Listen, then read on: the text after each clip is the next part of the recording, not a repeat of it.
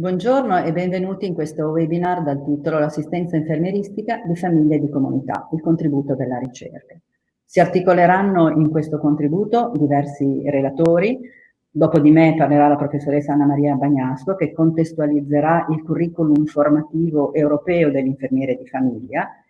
Poi il dottor Milko Zanini, che porterà alcuni esempi di contestualizzazione dell'assistenza dell'infermiere di famiglia sul territorio e a domicilio. E infine il dottor Gianluca Catania, che porterà un esempio su una patologia, una delle tante che potevamo scegliere, l'assistenza al paziente oncologico. Sono solo esempi che abbiamo voluto declinare proprio per identificare insieme ai partecipanti il contributo che la ricerca può dare nella profilatura di questa nuova competenza. L'infermiere di famiglia e di comunità in Italia ha assunto una nuova visione, possiamo dire una nuova visibilità dopo il Covid-19. Di fatto l'infermiere di famiglia nasce molto tempo prima, nasce con l'Organizzazione Mondiale della Sanità in quel grande lancio degli anni di salute per tutti negli anni 2000. L'Organizzazione Mondiale della Sanità identifica la grande criticità delle patologie croniche nei servizi sanitari nazionali e internazionali e identifica nell'infermiere di famiglia una delle possibili soluzioni all'aggressione delle cronicità ai servizi sanitari. Covid-19, come dicevo poc'anzi, ha di nuovo messo al centro questa figura e le competenze attribuite a questa figura, proprio perché, come spesso avviene, le emergenze sanitarie e le pandemie mettono in luce alcuni aspetti positivi e alcuni aspetti negativi delle organizzazioni sanitarie. Dal nostro punto di vista, a livello nazionale, il Covid-19 ha senza dubbio messo in vista il grande valore aggiunto di un servizio sanitario nazionale, che seppur articolato con diverse differenze nelle varie regioni, ha comunque risposto in maniera eccezionale a questa grande sfida pandemica. D'altra parte però ha messo in evidenza anche alcune fragilità del nostro sistema, ampiamente dovute a tutta una serie di situazioni che si sono verificate negli anni precedenti, tagli lineari, a servizi, a organizzazioni sanitarie, a profili sanitari, a figure sanitarie. E su questo oggi si sta cercando di porre rimedio con nuovi finanziamenti e con l'identificazione di nuove competenze. Di fatto, come potete vedere nella slide, è il decreto recentissimo del 19 maggio 2020, quindi il decreto numero 34, definito decreto rilancio, che istituisce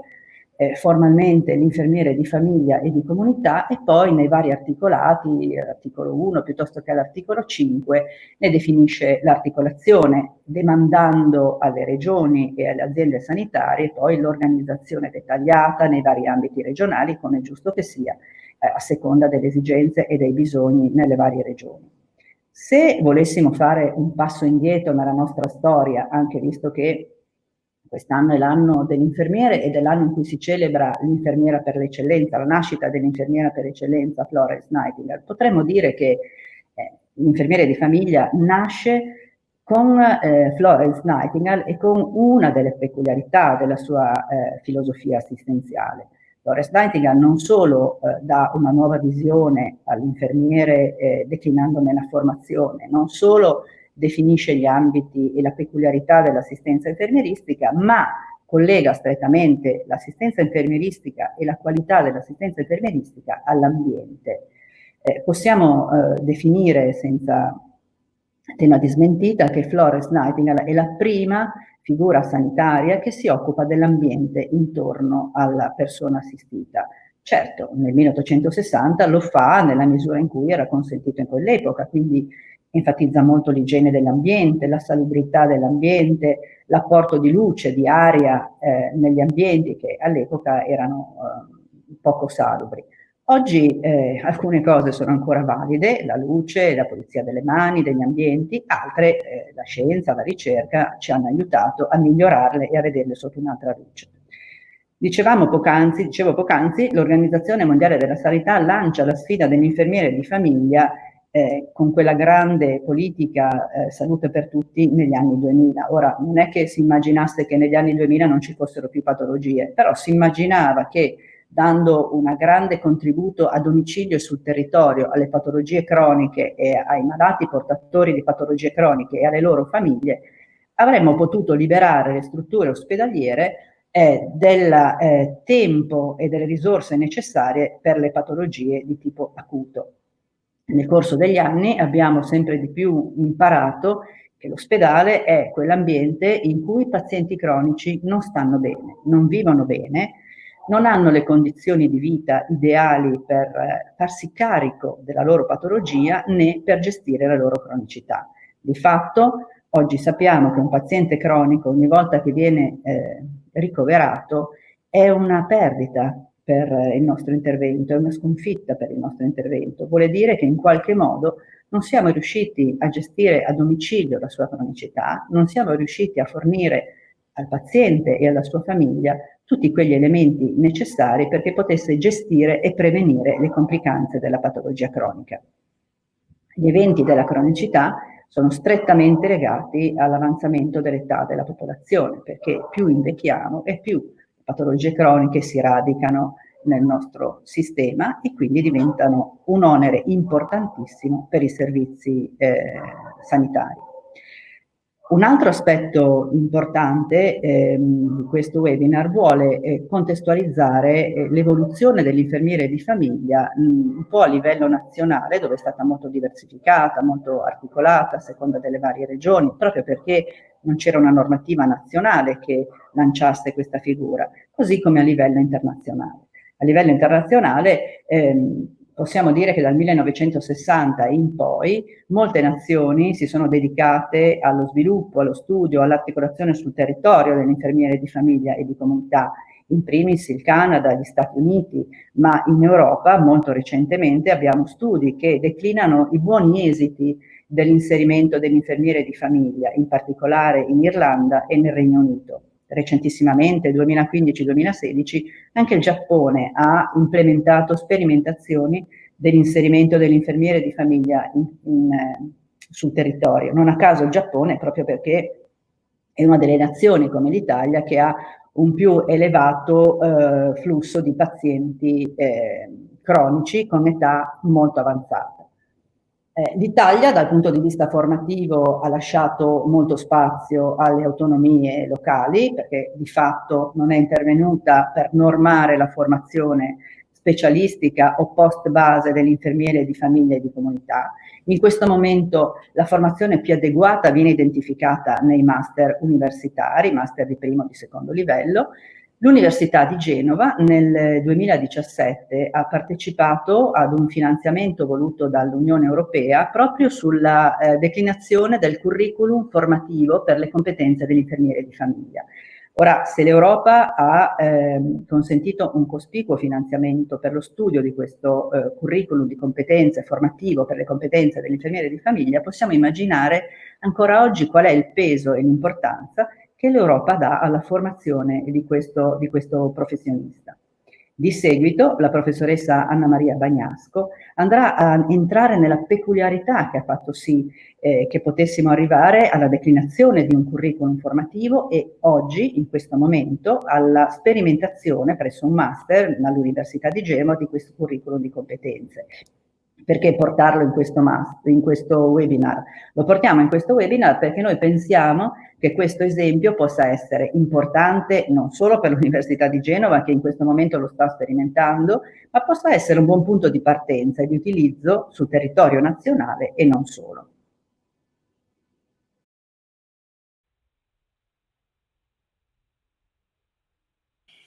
Vediamo ora in che modo, attraverso il progetto europeo ENHANCE, si è arrivati a definire le competenze core, le competenze che possono orientare la progettazione della formazione infermieristica in ambito di famiglia e di comunità. Allora, qual era lo scopo del progetto? Lo scopo del progetto era quello di colmare il divario tra le attuali competenze degli infermieri e le competenze che effettivamente sono richieste in ambito di famiglia, di comunità, sul territorio, che sono richieste dalle istituzioni pubbliche, private, dai servizi. E tutto questo al fine anche di proporre un'offerta formativa che fosse innovativa e che fosse aderente ad un profilo di competenza di un infermiere che lavora sul territorio. Attraverso questo progetto sono state condotte alcune fasi importanti che hanno portato poi a rendere disponibile una matrice di competenze core sulle quali articolare la formazione a questo livello. La prima fase che è stata condotta è una fase di analisi dei contesti, un'analisi dei contesti lavorativi, dei contesti occupazionali e formativi che fanno parte dei diversi paesi europei. Voi vedete nella slide, nella prima cartina in alto a sinistra, appunto, evidenziati 21 paesi, che sono appunto i paesi che sono stati coinvolti. In che modo sono stati coinvolti? Sono stati intanto analizzati i documenti di questi paesi, dove viene descritta l'infermieristica, il ruolo degli infermieri in ambito territoriale e domiciliare. Questi documenti sono stati tutti allineati e confrontati con i documenti dell'Organizzazione Mondiale della Salute, di cui vedete il link di riferimento per delle consultazioni più dettagliate. In questa fase, cioè nella fase di coinvolgimento di questi 21 paesi nell'analisi dei contesti occupazionali, si è arrivati poi ad avere dei risultati che sono stati intanto una linea comune, le sfide comuni che legano diversi paesi dell'Europa, tra cui la sfida sull'invecchiamento della popolazione, la sfida sull'aumento delle cronicità, delle multimorbilità. È stata evidenziata l'estrema variabilità dei contesti lavorativi, dei contesti occupazionali, non soltanto a livello di differenze tra i vari paesi, ma anche a livello dello stesso paese. In particolare in Italia è stata fatta un'indagine capillare anche di confronto tra le diverse regioni. Tutto questo al fine di avere una cornice, una fotografia di contesto che è quel contesto che poi influenza direttamente l'assistenza infermieristica in ambito appunto territoriale. La seconda fase di questo processo ci ha visto condurre uno studio Delphi, quindi uno studio di indagine, per andare a chiedere a degli esperti, ad un panel di esperti rappresentato da 23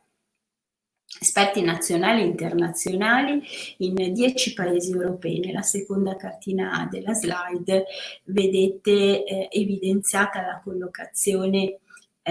degli esperti nei diversi paesi. E da questo confronto, dal confronto ottenuto sulle competenze, sulle principali competenze ritenute come competenze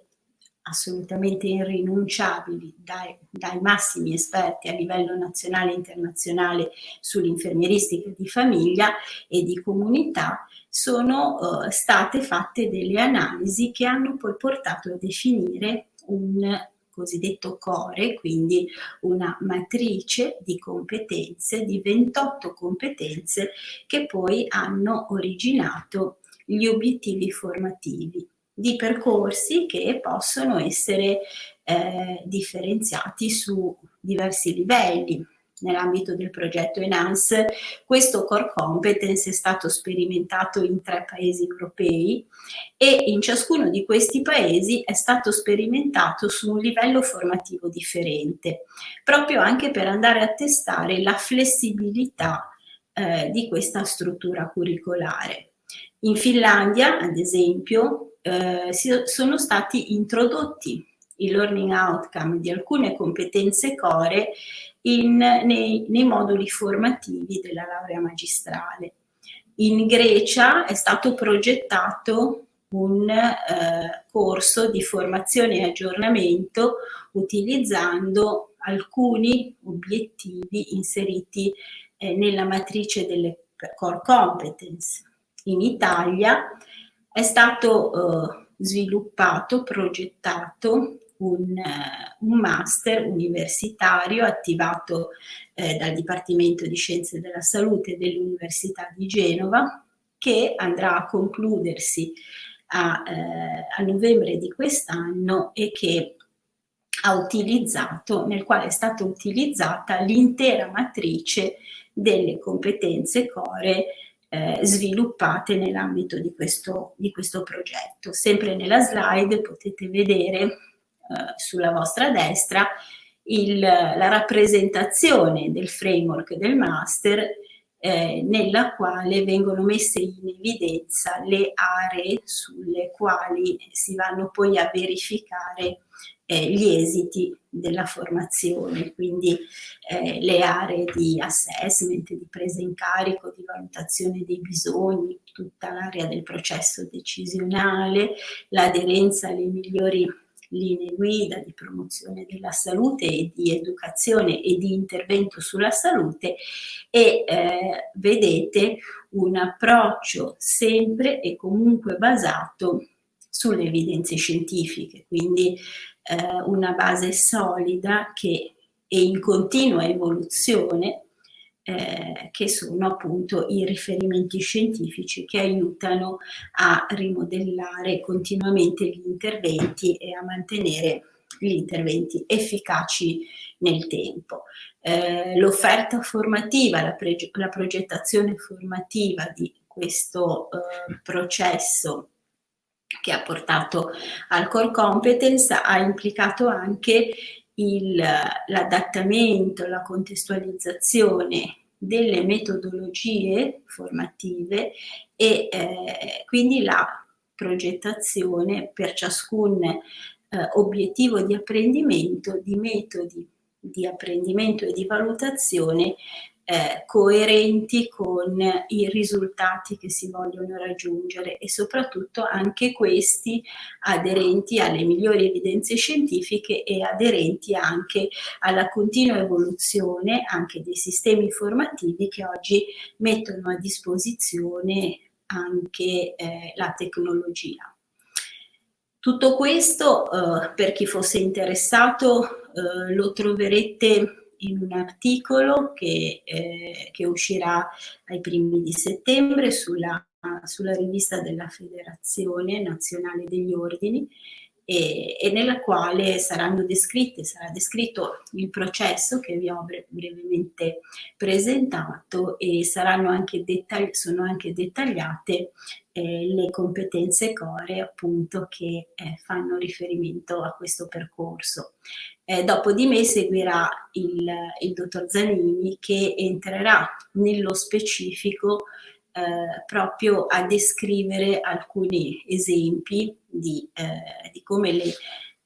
gli articoli scientifici, le evidenze ci possano aiutare a sviluppare percorsi formativi fortemente basati sugli esempi, sui casi, sulle esperienze, sulle situazioni che ci aiutano a contestualizzare la formazione.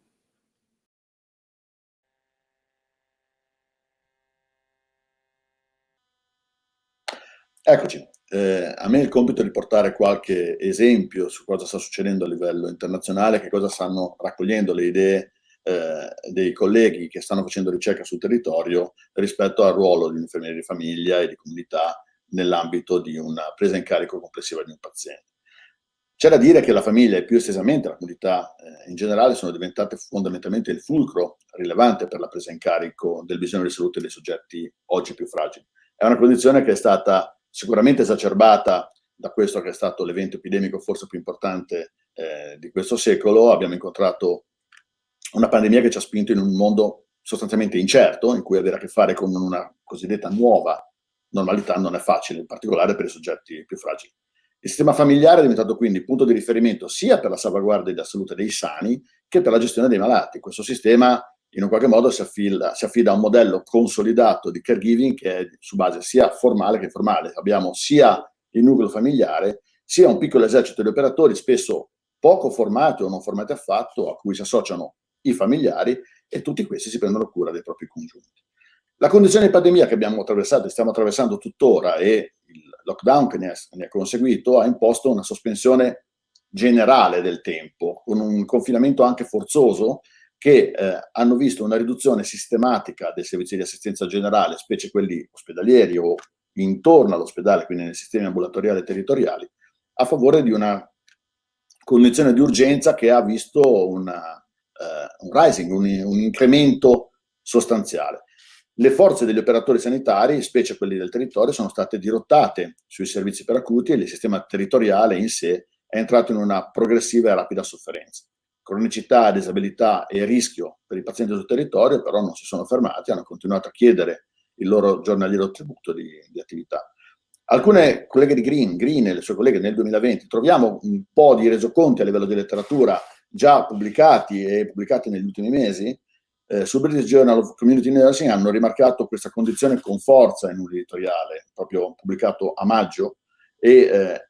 hanno evidenziato come nel sistema inglese, che vede questa figura territorialmente competente già da anni, il contributo costituito dagli infermieri dei distretti di comunità ha avuto un incremento enorme di attività in relazione alla rapida dimissione dei pazienti per far posto e liberare il posto ospedaliero a fronte della curva crescente dei ricoveri ospedalieri.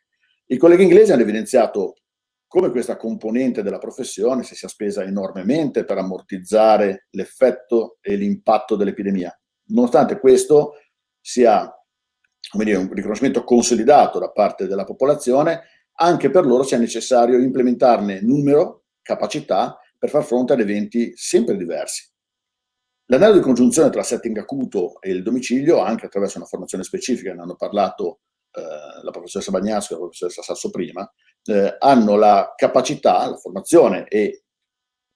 la presa in carico del paziente territoriale, la capacità di attivare le migliori risorse attraverso proprio una figura come quella dell'infermiere di famiglia e comunità. Questa figura oggi è chiesta a gran voce anche a livello territoriale italiano. Abbiamo visto un recentissimo decreto che ne porta un numero veramente considerevole di queste unità. Si tratterà di capire come articolarle a livello territoriale. Ha lo scopo quindi, questa numerosità di infermieri sul territorio, ha lo scopo di coniugare sia l'intensità dell'assistenza domiciliare informale con la competenza e la capacità di presa in carico dei problemi di salute, non solo nel singolo paziente, ma anche nel sistema collettivo che gli sta dietro. Occorre sollecitare quanto siano, come dire, innovative in Italia questo tipo di informazioni, questo tipo di presa in carico. Erin Kent, anche lei nel 2020, 8 aprile, quindi roba molto recente, sul Journal of Pain and Symptom Management, ha evidenziato come in una ricerca pubblicata da lei, come prendere in carico soggetti resi fragili dalle proprie comorbidità è stato particolarmente complesso in questo periodo. Le famiglie si sono fatte carico di soggetti con problemi cardiologici, polmonari, fino a pazienti con stadi tumorali anche avanzati, non potendo più contare su un sistema di gestione precedente. Ne parlerà forse probabilmente il mio collega Gianluca Catania successivamente. 3 sono stati i maggiori fattori di stress che sono stati evidenziati da questa ricerca. Il primo è stato collegato agli effetti inattesi del distanziamento sociale, che è stato in parte necessario per controllare il picco epidemico. Il lockdown ha creato isolamento e solitudine, ma si è collegato anche a differenti stati d'animo della famiglia, che aveva paura di avere in casa estranei potenzialmente portatori di virus. Quindi essere efficaci da questo punto di vista diventa particolarmente rilevante. L'isolamento portato da questo incremento di focalizzazione all'interno delle singole famiglie degli effetti della cura e dell'assistenza ha incrementato a latere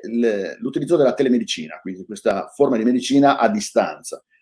La telemedicina ha un suo potenziale enorme, salvo il fatto che rende evidente, spesso in Italia, il concetto del digital divide, quanto in Italia l'accesso alla telemedicina per effetti dell'insufficienza delle reti e delle capacità di interconnessione tra le singole tra le singole entità che potrebbero erogare questo tipo di prestazione siano ancora molto scarsi. L'altra indisponibilità era quella di dispositivi e il difficile accesso ad internet da parte di larga parte del paese. Un secondo effetto della pandemia è stato l'impatto economico, questo impatto economico che è stato descritto anche in letteratura in Italia come impattante su più del 50% delle famiglie, e questo impatto economico ha in un qualche modo ridotto la capacità delle famiglie stesse di accedere a questo tipo di servizi. Infine, un ulteriore fattore di stress evidenziato da Kent è stato come si dice,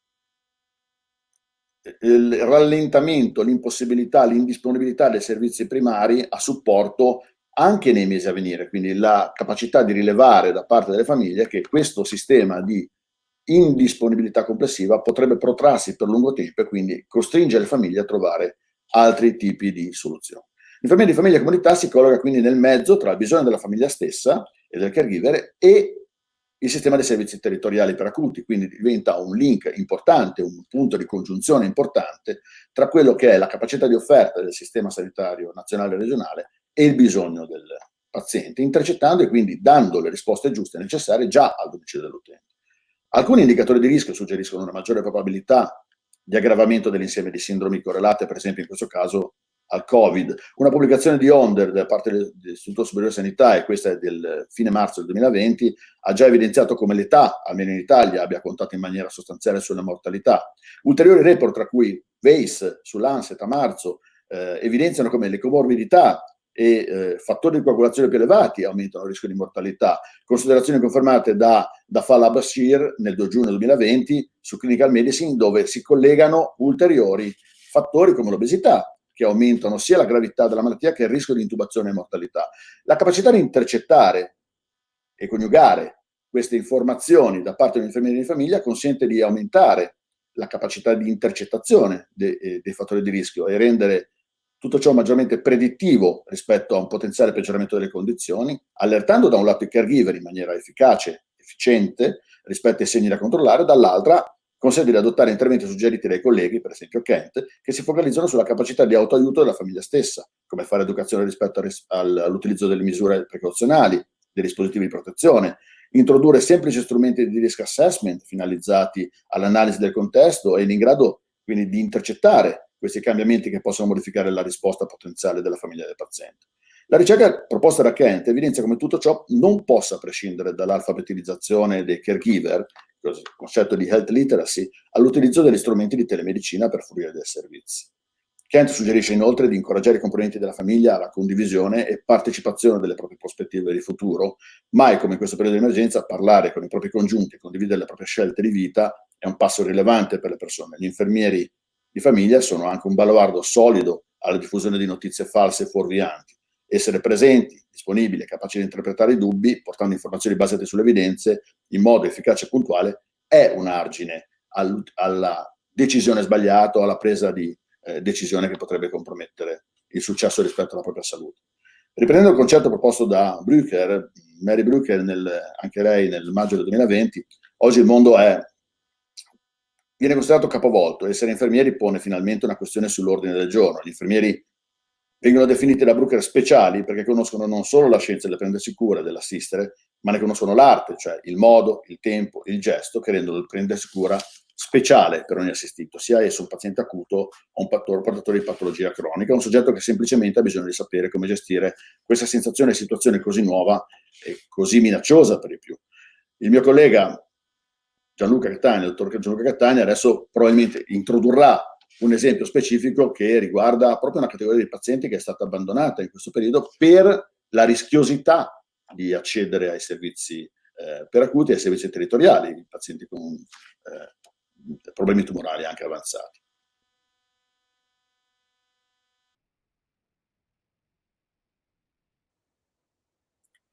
Come è stato anticipato, tra i cittadini e le cittadine più vulnerabili ci sono i pazienti appunto oncologici o i survivor, definiti anche come coloro che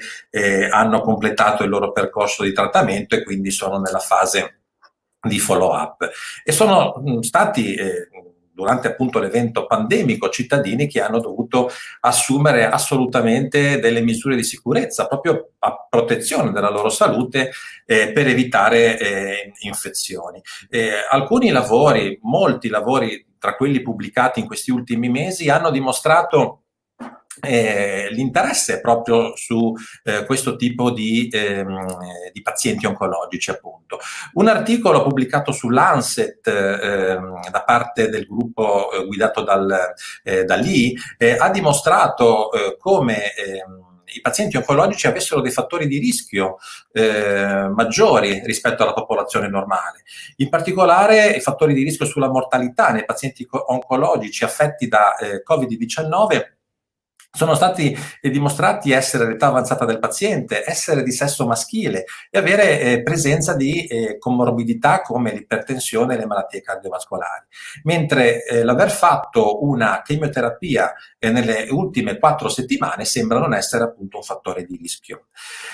Molti, dicevamo, sono i lavori pubblicati proprio su questo tipo di popolazione.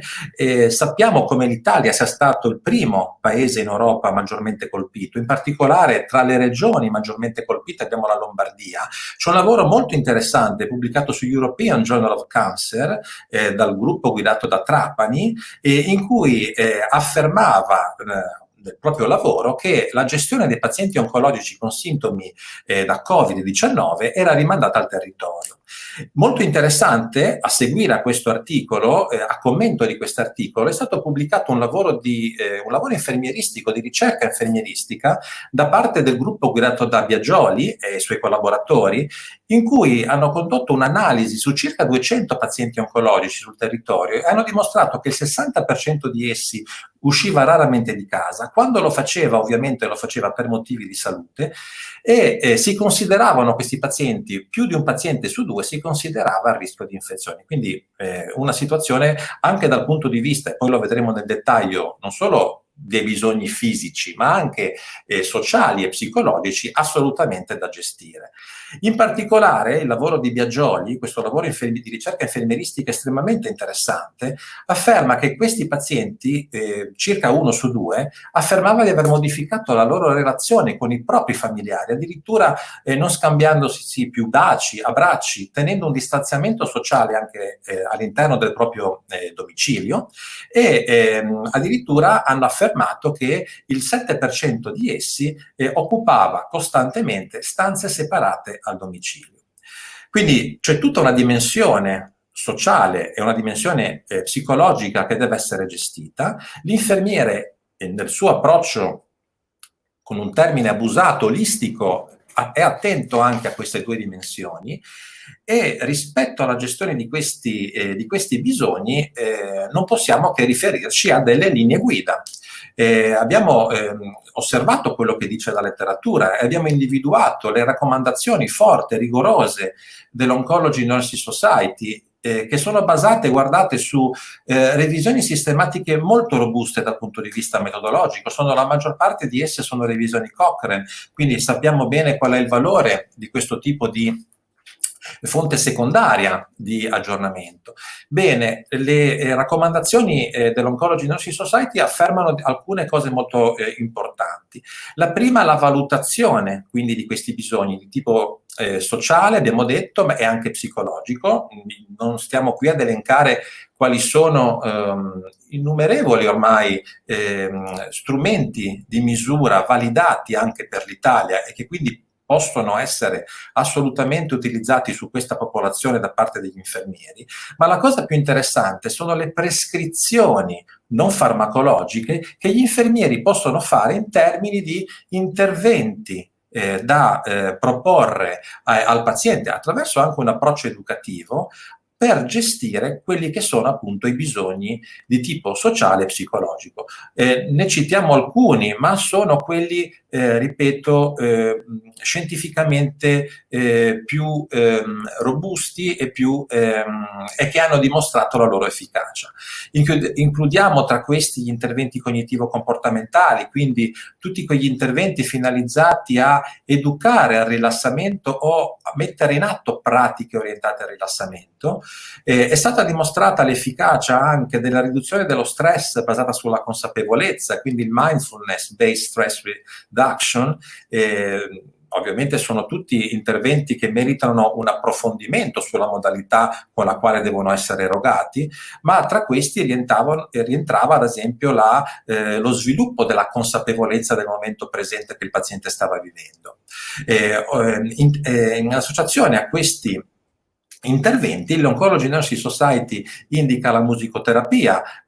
uno studio una revisione sistematica Cochrane condotta su oltre 3.000 pazienti ha dimostrato appunto l'effetto da moderato a lieve della musicoterapia non solo sull'ansia e la depressione, ma anche appunto sulla fatigue, che è un altro sintomo molto prevalente tra i pazienti oncologici. Ancora, tra le raccomandazioni dell'Oncology Nursing Society rientrano interventi psicoeducativi, tutto quindi quella modalità basata ad esempio su opuscoli, video e materiali non solo di tipo cartaceo ma anche online o basati sul supporto telefonico, che hanno dimostrato un'efficacia nel gestire e nel dare risposta a questi bisogni. Una delle ultime raccomandazioni appunto dell'Oncology Nursing Society include anche lo yoga. Quindi interventi, ribadiamo, che possono essere prescritti dall'infermiere di famiglia e ovviamente supportati da un approccio di tipo educativo proprio a sostegno della erogazione sicura e di qualità di questi stessi interventi. Detto questo, ci portiamo alle conclusioni un po' di questo webinar. Abbiamo sentito diversi contributi, siamo partiti dal contributo della professoressa Sasso, che ha illustrato come l'infermiera di famiglia e di comunità in realtà fosse già qualcosa che è iniziato dal secolo scorso. Florence Nightingale è stata citata non solo perché questo è l'anno dell'infermieristica, ma anche perché aveva intravisto quali erano gli atti infermieristici necessari a tutela della salute del cittadino e delle cittadine. Abbiamo visto come l'Organizzazione Mondiale della Sanità propone un modello, è stato rappresentato appunto nelle slide della professoressa Sasso. C'è una normativa italiana, il Patto della Salute 1921 ad esempio, o il più recente decreto del nostro paese proprio che stabilisce il ruolo e le funzioni dell'infermiere di famiglia, con tutte ovviamente poi l'applicazione a livello del governo locale. La professoressa Bagnasco ci ha illustrato l'iniziativa non solo dell'Università degli Studi di Genova, del Dipartimento di Scienze della Salute, in termini del master di infermiere di famiglia e di comunità, ma come questo sia nato all'interno di un progetto europeo con la partecipazione di diversi paesi, di partner infermieristici da parte di altri paesi europei, appunto, che hanno contribuito allo sviluppo delle core competencies dell'infermiere di famiglia e di comunità. Ancora abbiamo sentito dal dottor Mirko Zannini quali sono gli aspetti non solo sociali ma anche quelli di tipo economico, come bisogna considerare gli aspetti della health literacy proprio per garantire, per ridurre anche il digital device come elemento critico quando si prende il carico un paziente all'interno di una situazione pandemica come quella che abbiamo vissuto, e abbiamo tentato di illustrare quali sono gli interventi non farmacologici, quindi che un infermiere di famiglia e di comunità può prescrivere ai pazienti oncologici quando appunto hanno bisogni di tipo sociale e psicologico, e la pandemia Covid-19 ha dimostrato con lo studio di Biagioli quanto questo fosse assolutamente prevalente. Il tutto caratterizzato da una flessibilità organizzativa che l'infermiere di famiglia e di comunità ha le capacità di mettere in atto e che quindi di dare risposte di qualità e sicure.